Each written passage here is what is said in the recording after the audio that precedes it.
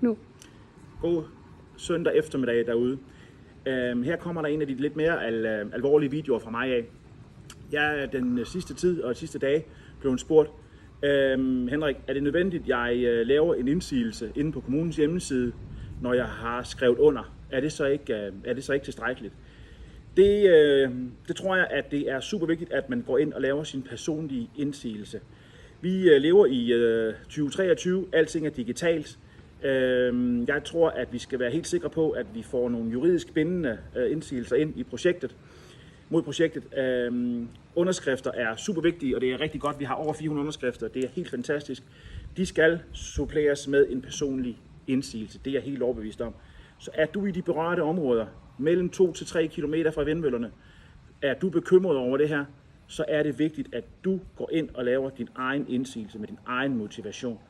Det er den juridiske bindende action og handling er i dag. Vi skal nok sikre os, at underskrifterne bliver afleveret på behørig vis, men den personlige indsigelse fra jer, den er super, super vigtig. Der vil blive kommet et link op herhen på eftermiddagen, hvor I kan gå ind helt præcist og se, hvor I skal gå ind og lave indsigelsen på kommunens hjemmeside. Der ligger skabeloner, som man kan bruge som inspiration på Facebook-siden. Men I kan også finde på jeres egen, I kan også google. Man kan gøre det på rigtig, rigtig mange måder. Så derfor min store opfordring til jer, gå ind og lave jeres personlige indsigelse inden deadline, som er den 6. september. Er der spørgsmål til, hvordan man laver indsigelsen, eller så tag fat i os på Facebook-gruppen, så skal vi sørge for, at det bliver besvaret så hurtigt som muligt.